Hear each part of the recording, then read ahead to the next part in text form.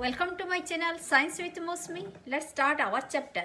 Today we are going to start NCERT textbook of Science class 5th chapter 18th part 1 No Place for Us. If you like the video then please subscribe my channel, like and share it and press the bell icon so that you can get the latest chapter uploaded by me. So let's start No Place for Us chapter number 18. Jatri Bhai. यात्रा भाई कौन है? यात्रा भाई was sitting at the door with his daughter झिमली.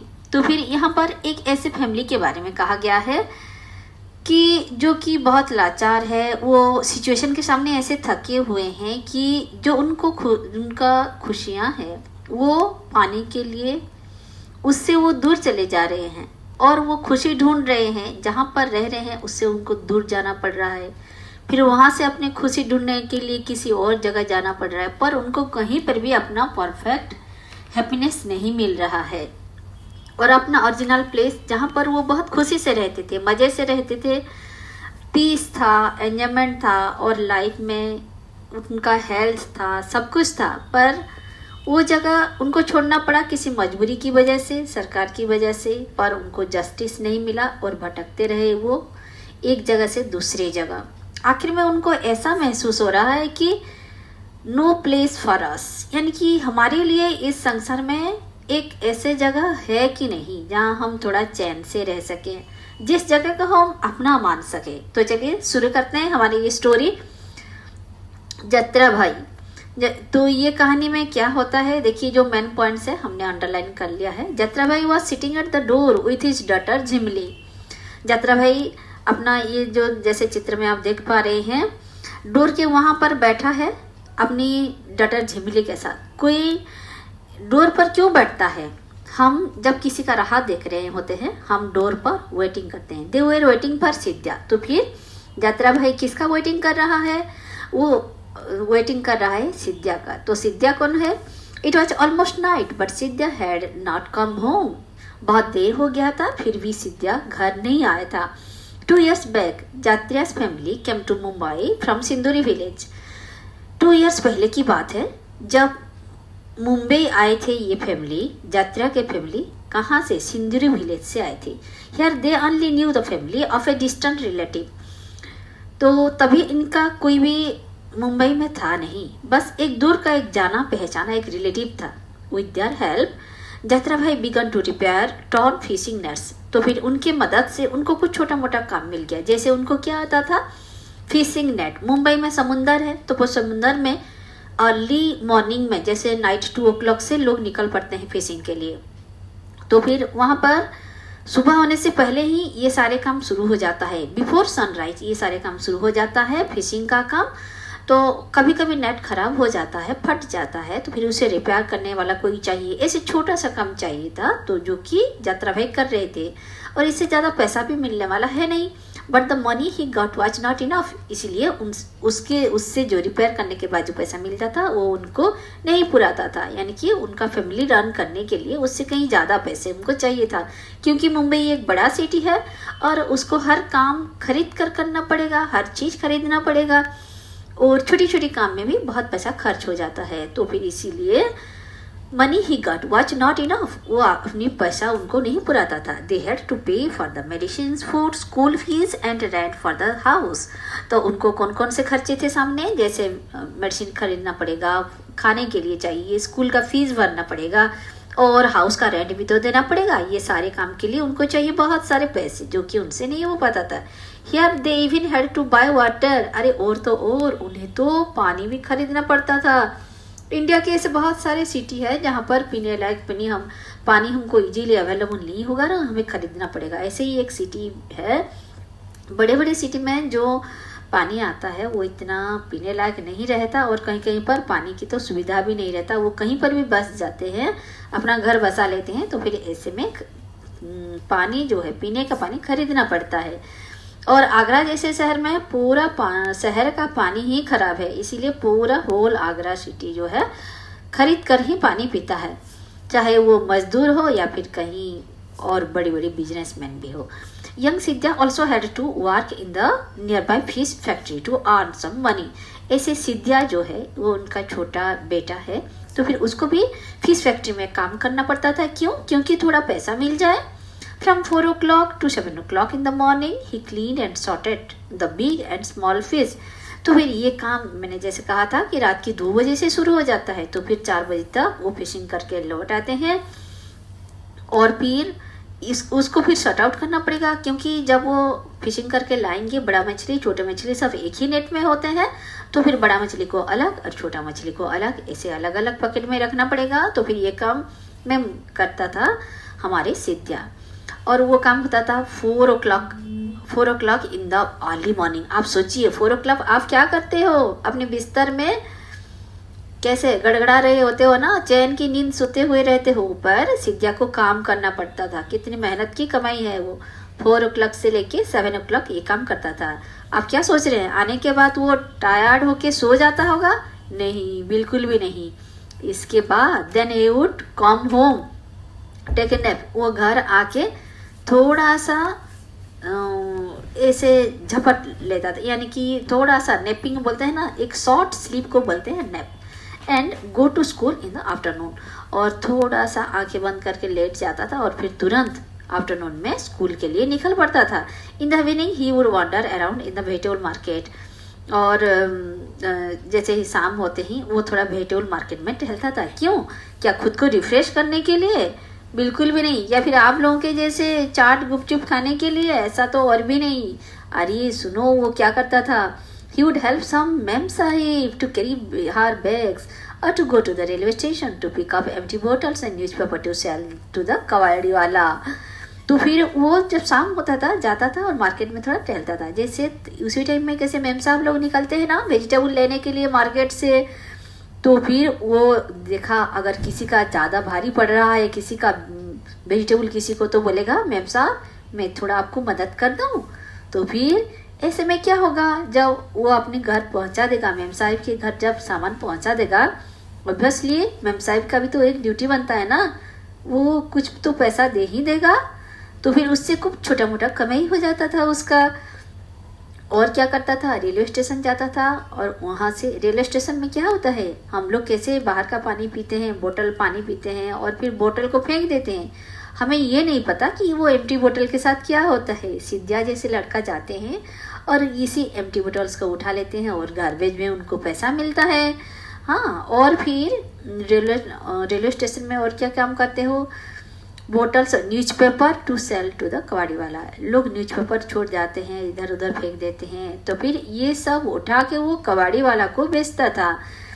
उसका return बहुत ही कम होता है, पर वो कुछ तो होता है। तो फिर आप सोचिए लोग कितना मेहनत कर रहे हैं एक छोटी सी अर्निंग के लिए।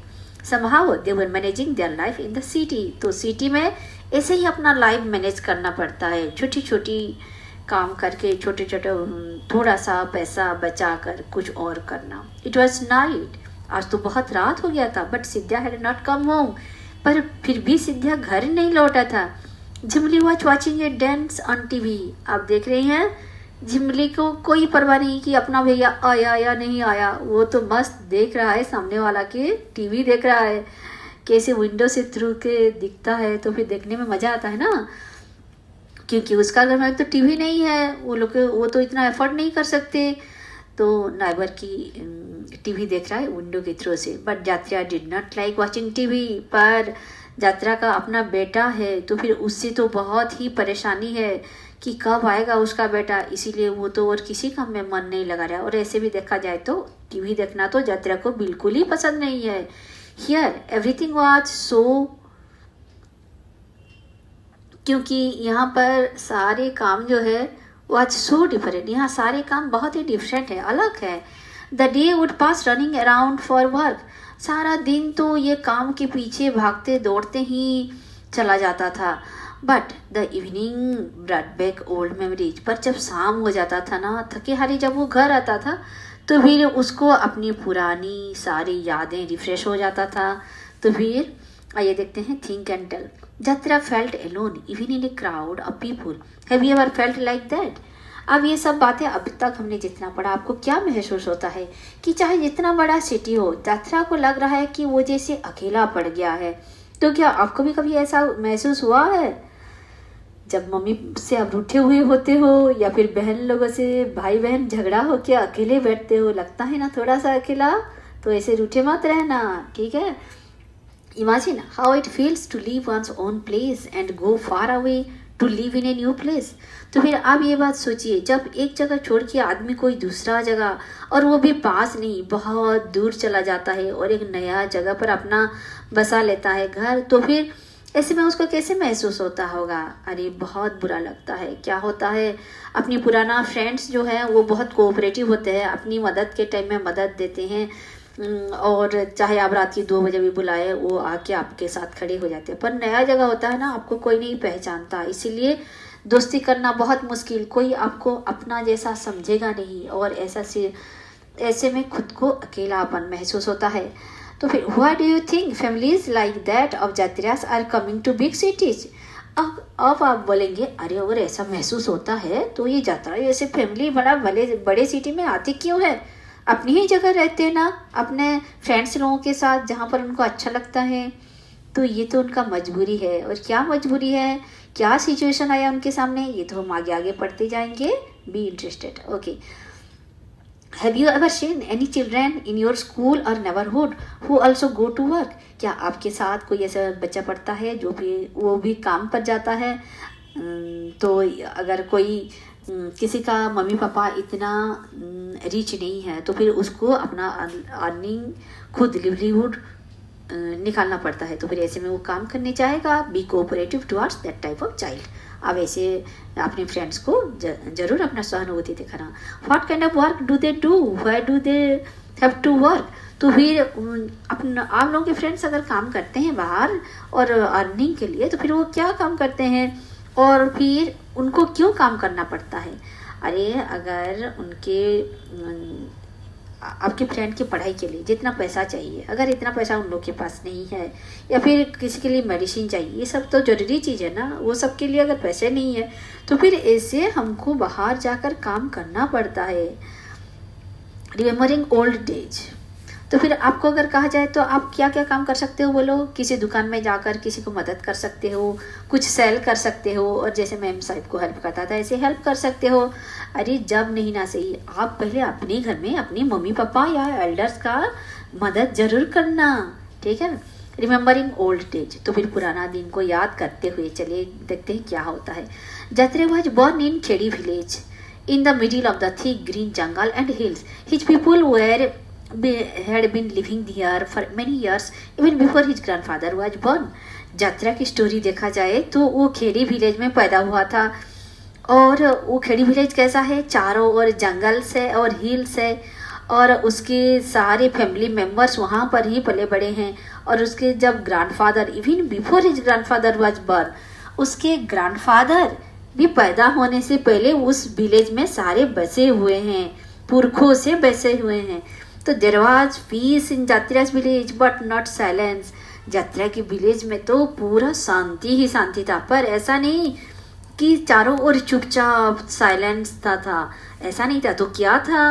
There were so many soothing sounds, the gurgle of the flowing river, the murmur of trees and the chirping of birds. People did farming. तो फिर जो साइलेंस नहीं था तो फिर किसका साउंड था? वो था, अरे जो रिवर बहता था इसका कलकल छलछल जो आवाज़ था, और फिर ट्रीज का जो सू सू आवाज़ करके पवन बहता है ना, हवा बहता है, वही था। फिर बर्ड्स लोग जो थोड़ा आवाज़ निकालते हैं, तरह तरह की आवाज़, कोयल की आवाज़, कौवे की आवाज़, और फिर जंगली जानवरों का आवाज़, वो सारे बर्ड्स की तरह तरह की आवाज़, उसे कहते हैं चिरपिंग, चिर करते हैं ना। तो पीपुल डे वो सारे सुनाई देता था, वो कानों में गूंजता था। पीपुल डिड फार्मिंग, और लोग क्या करते थे? लोग तो अपने चाषबास पे जाते थे। They would go to the nearby forest chatting and singing together.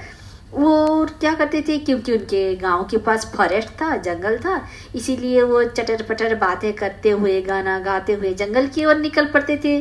कितना मस्ती आ रहा होगा ना, जैसे आप लोग पिकनिक पर जाते हो, एक दिन के लिए आप फॉरेस्ट जाते हो तो कितना मस्ती करते हो। तो फिर ये लोग का हर दिन का काम वही था कि जंगल जाना, और वो भी अपने फ्रेंड्स के साथ। और वहाँ वो क्या करते थे? To collect wild fruits, roots and red woods. तो फिर वहाँ पर ये लोग कुछ जंगल जात फ्रूट्स लेते थे, फ्रूट्स कलेक्ट करते थे, और कुछ रूट्स और कुछ ड्राई रूट्स जो है वो किसी किसी का रूट्स जो है किसी किसी प्लांट का वो रूट्स जो है वो जड़ें जो है वो बहुत काम का होता है, यानी कि उनका मेडिसिनल यूज होता है। और ड्राइड वुड यानी कि वो सूखी लकड़ी क्या करेंगे, ये अपना कुकिंग के लिए हेल्प करता है। तो while working with elders children also learn many things. जब बड़ों के साथ साथ छोटे भी साथ में रहते हैं तो फिर अपने आप ही बहुत सारी चीज़ें सीखी जाते हैं। क्या क्या सीखते हैं ये अगले पेज में हमारे लिए क्वेश्चंस में है कि बड़ों के साथ रहकर छोटे क्या क्या चीज़ें सीख सकते हैं। तो आंसर है to dance together, to play flute and dholak बजाना, ये बांसुरी बजाना, फिर साथ साथ उनके डांस करके डांस करना। और क्या क्या सीखते हैं, to make pots of clay and bamboo और मिट्टी का पॉट बनाना, ये सारे सीख जाते हैं। और to recognise birds and imitate their sounds. अरे हमारी बर्ड्स की जो आवाज़ है ना, वो सब बर्ड्स की आवाज़ सुन के ये पहचान लेते हैं कि ये कौन सा आवाज़ है, कौन सा बर्ड है। और छोटे बच्चे तो कभी कभी कोयल का साउंड और अलग अलग पंछियों का साउंड भी अपने मुंह से निकाल लेते हैं, पता नहीं चलता कौन सा बच्चा निकल रहा है मुंह से और कौन सा ओरिजिनल बर्ड निकल रहा है। तो पीपल कलेक्टेड, ये सब बात वो जंगल बड़ों के साथ जा के सीख जाते हैं। People collected things from the forest. तो फिर लोग फॉरेस्ट से अपना डेली नीड्स का चीज कलेक्ट करते थे, लाते थे। Some of those they would sell in the town across the river. और कुछ कुछ चीज जो उनसे ज़्यादा पड़ जाता था तो फिर वो जाकर टाउन में उसको बेच भी देते थे, रिवर के पार होकर बेच भी देते थे। With that money they would buy salt, oil, rice and some clothes. और उधर जाकर जंगल जात द्रव्य सब बेच देते थे और उधर से वो अपना खुद का जरूरी सामान लाते थे। जैसे क्या चाहिए, ऑयल चाहिए, राइस, चावल, दाल, गेहूँ और कुछ कपड़े, ये है ना रोटी कपड़ा मकान बोलते हैं ना, ये सारी जरूरी चीज़ें वो अपना रोजमर्रा की चीज़ें लाते थे। It was a village but people lived together like a big family. ये तो कहने को एक गांव था पर जैसा एक ही फैमिली था। कैसे, देखिए, जैसे यात्रा sister was married in the same village. यात्रा का सिस्टर जो था उसका सिस्टर उसी गांव में ही अपना शादी किया था। तो पीपल हेल्प्ड ईच अदर, लोग में एक दूसरे में मेल था, एक दूसरे को लोग मदद करते थे। In good and bad times, अपना भला टाइम में बुरा टाइम में एक दूसरे का मदद करते थे। The elders would arrange wedding and settle quarrels. और जो बुजुर्ग होते थे उनका काम होता था कि वेडिंग सेटल करना, वैवाहिक संबंध वो सब सेटल करना कि अरे हाँ इसका यह ठीक रहेगा, ये लड़का के लिए ये लड़की ठीक रहेगा, ऐसे वो अरेंज करते थे। और सेटल क्वारल्स, क्योंकि लड़ना झगड़ना तो सभी जगह रहता ही है, तो फिर छोटी मोटी बात कुछ हो जाए तो फिर बुजुर्गों जो है उसका समाधान कर लेते थे। तो ऐसे गांव में शांति बनाए रहता था। यात्रा was not a strong young man, was now a strong young man. धीरे धीरे यात्रा क्या हो गया, एक बड़ा यानी कि एक स्ट्रॉन्ग यंग मैन हो गया। He worked hard in the fields and caught fish from the big river. वो भी जंगल जाता था और वो पहले फील्ड जाता था और वहाँ पर बहुत काम करता था, फार्मिंग करता था और रिवर जाकर वहाँ से मछलियाँ लाता था। He and his friends would go to the forest to collect fruits. वो अपने दोस्तों के साथ जाकर फॉरेस्ट से फ्रूट्स लाता था, रूट्स लाता था और मेडिसिनल प्लांट्स भी लाता था। And fish from the river, और रिवर से फिश भी लाता था। To sell these in the town, और वो जाकर टाउन में ये सब बेचता भी था। तो भी उसे भी तो दो पैसा आ जाएगा ना घर के लिए। ड्यूरिंग फेस्टिवल टाइम यात्रा would dance and play the drum with boys and girls of his age. और जब फेस्टिवल का टाइम आता था तो मौज मजलिस करने के टाइम में, अपने त्यौहार के टाइम में वो अपनी फ्रेंड्स लोगों के साथ ड्रम बजा बजा के, कितना मस्ती आता है ना। हम गाँव जाते हैं कभी कभी तो फिर ऐसा जब कुछ फेस्टिवल मनाया जाता है तो फिर बहुत मस्ती आता है, खुद को खुशी आ जाता है। तो फिर अपनी एज की बॉयज़ गर्ल के साथ ड्रम बजा बजा के नाचता था। ऐसे हम सबको ज़िंदगी में ऐसे रिलैक्स होना चाहिए, तभी जाकर हमारा शरीर और मन दोनों स्वस्थ रहेगा। In Khedi village what all did children learn. तो फिर खेड़ी विलेज में चिल्ड्रन क्या क्या लर्न करते थे, हमने कहा था अगले पेज में है कि to dance together, to play flute and dhol, to make pots and clay and bamboo. Bamboo, तो फिर बेम्बू और क्ले का पट बनाना सीख जाते हैं, फ्लूट बजाना, ढोल बजाना, बड़ों के साथ रहकर डांस करना बच्चे सीख जाते हैं, और फिर बर्ड्स का जो साउंड है उसको इमिटेट करना, नकल उतारना, और ये आवाज़ सुन के ये कौन सा बर्ड्स है वो पहचानना उनको आ जाता है। Jatra learned so many things in Kheri. How many of those would be useful for him in Mumbai? हमने देखा कि खेड़ी विलेज में यात्रा को बहुत सारी चीज़ आता था, वो ऐसे कामचोर नहीं था। उसको क्या आता था, जैसे वो फिशिंग करना, यहाँ पर लिखा है ना, तो फिर उसको फिशिंग करना, मेडिसिनल प्लांट्स लाना, रूट्स फ्रूट्स लाना, वो सारे उसको आता था। पर क्या मुंबई जैसे शहर में ये सारे कला उसका काम का आएगा? बिल्कुल भी नहीं आएगा। वो क्या कर रहा है, वो जो फिशिंग नेट को सिलवा रहा है ना। तो do you hear the sounds of, Mumbai के लिए जो हुनर चाहिए वो कुछ अलग है, गांव के लिए जो चाहिए वो कुछ अलग है। तो फिर ऐसे में आदमी का हुनर होते हुए भी वो बेकार हो जाता है, ऐसे में उसको फ्रस्ट्रेशन आ जाता है, और ऐसे ही परिस्थिति आ गया है यात्रा के सामने। Do you hear the sound of birds every day, which ones? क्या आप किसी बर्ड्स के, आप रोजमर्रा की ज़िंदगी में कौन कौन सी बर्ड्स के साउंड सुनते हैं? हम बसंत में, स्प्रिंग सीजन में कोयल का साउंड सुनते हैं, और कभी कभी कौवा का साउंड सुनते हैं, और कभी कभी तो बंदर आ जाते हैं, और तरह तरह की, वो तो बंदर तो बर्ड्स नहीं होते हैं, ठीक है छोड़ो। उसके बाद ऐसे ही हम कुछ कुछ का सुनते हैं ना। Can you imitate the sound of any birds? So how? आप ऐसे अगर कोशिश करें तो कुछ कुछ बर्ड्स के साउंड जरूर इमिटेट कर पाएंगे। कोयल का और पैरट का कर सकते हैं। What are some of the sounds that you hear every day but the people of Kheri may not be hearing? कुछ ऐसे साउंड बोलो जो कि आप तो रोजमर्रा की ज़िंदगी में सुनते हो, पर शायद खेड़ी विलेज के लोग नहीं सुनते होंगे। देखा जाए तो जैसे ट्रैफिक का साउंड हुआ, या फिर फैक्ट्री का हॉर्न हुआ, सायरन बजता ना फैक्ट्री में, और फिर हम जब ट्रैफिक जोर जार का होता है तो फिर हॉर्न देते हैं ना, वो सारे साउंड, ये सब शहरों का साउंड है, और खेड़ी विलेज में ये सब सुनाई देने के लिए सुनाई नहीं पड़ता है, क्योंकि वहाँ पर ट्रैफिक जाम होता ही नहीं। But the people of Kheri may not be hearing, इसीलिए वो लोग को सुनाई नहीं देता। Have you experience silence? When and where? आपको कभी साइलेंस महसूस हुआ है? कब और कहाँ? तो फिर वो आप कौन सी जगह पर रहते हैं उसी हिसाब से डिपेंड करता है। अगर आप शहरों में रहते हैं तो शहर तो सोता है रात की 2 से 4 बजे तक, फिर 4 बजे से मुंबई का ट्रेन फिर से शुरू हो जाता है। और गांव में बोले तो हम जंगल में जाते हैं तो कभी कभी सुनसान सा लगता है, फिर कभी कभी हमको बर्ड्स और पशु पक्षियों की आवाज़ भी सुनाई देता है। Hello, with this we complete our first part of the chapter. If you like the video, then please subscribe the channel, press the bell icon so that you can get the latest chapter uploaded by me. Thank you.